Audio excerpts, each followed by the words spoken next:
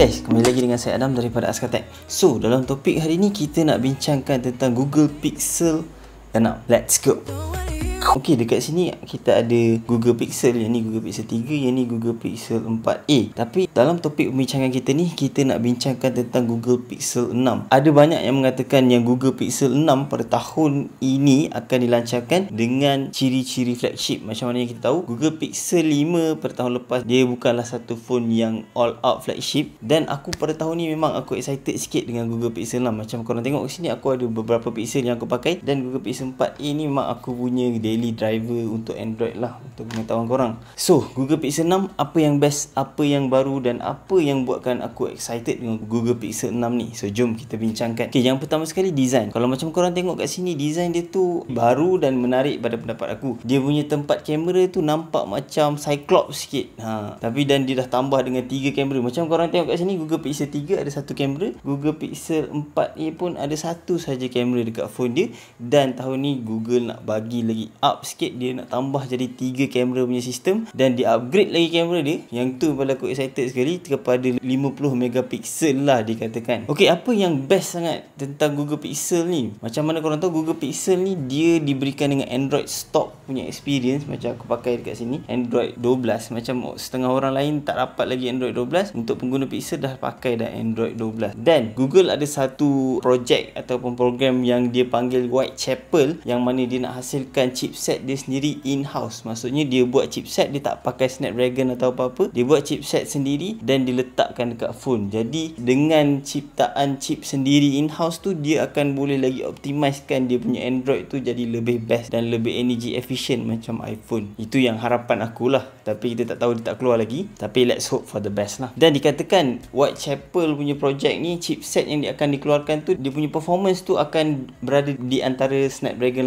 865 dan 888. Jadi dia di tengah-tengah. Tapi aku tak kisah pasal performance dia, sebab bagi aku 865 tu memang dah cukup power dah. So aku harap Google punya chipset ni tak ada masalah kepanasan tu, tapi performance dia baik dan dia boleh integratekan dia punya software tu dengan lebih baik. Jadi aku harap dia punya software tu smooth dan dia boleh jimat banyak bateri. Itu harapan aku lah. Okey, dari segi design ni kita dah cerita. Kita cerita pula pasal display. Display dikatakan dia akan ada 2 jenis variant. Dia ada Google Pixel 6 dan Google Pixel 6 Pro. Dan untuk Google Pixel 6 Pro ni, yang mana dikatakan dia akan bagi curve punya display. Tapi untuk Google Pixel 6 ni dia bagi flat punya display. Tapi dua-duanya dikatakan akan dapat 120Hz QHD punya display yang sangat cerah dan cantik dengan AMOLED punya display. Dan kalau kita tengok kat sini, render daripada rumor ataupun leak katakan dia akan ada satu tiny dot dekat atas, which is dah berbeza compare dengan sebelum-sebelum ni. Macam ni kita ada dekat belah kanan untuk Pixel 4 dan sebelumnya, dan untuk Pixel 3 dia masih ada bezel lagi lah. Dikatakan memang akan buat glass depan dan belakang lah. Dikatakan juga dia akan dapat in-display punya fingerprint scanner, yang mana tak ada pada Google Pixel 4a ataupun Google Pixel 5 dengan scanner dekat belakang ni. So itu pun aku excited juga. Dan yang paling best sekali dari segi kamera, yang dikatakan akan bagi sehingga 50 megapiksel punya kamera untuk Google Pixel. Macam korang tahu, Google Pixel 3, 4a, 5 semua kamera dia cuma sensor 12 megapiksel. Korang bayangkan, itu pun gambar dah lawa dia dapat hasilkan. Ni kan lagi dengan 50 megapiksel. Dan dengan sistem chip sendiri diorang buat, diorang boleh hasilkan gambar dengan computational photography dengan lebih baik. Aku memang excited actually dengan Google Pixel yang akan dikeluarkan ni. Size dia dikatakan 6 Pro ni dalam 6.6 inci dan untuk 6 tu dalam 6.4 inci lah. So besar lah phone dia, tapi tak adalah besar sangat. Aku rasa okey saja. Dan color variant yang diberikan, macam korang tengok sini, macam ada color orange sikit, biru ada, hijau dia, tapi kita tak tahu.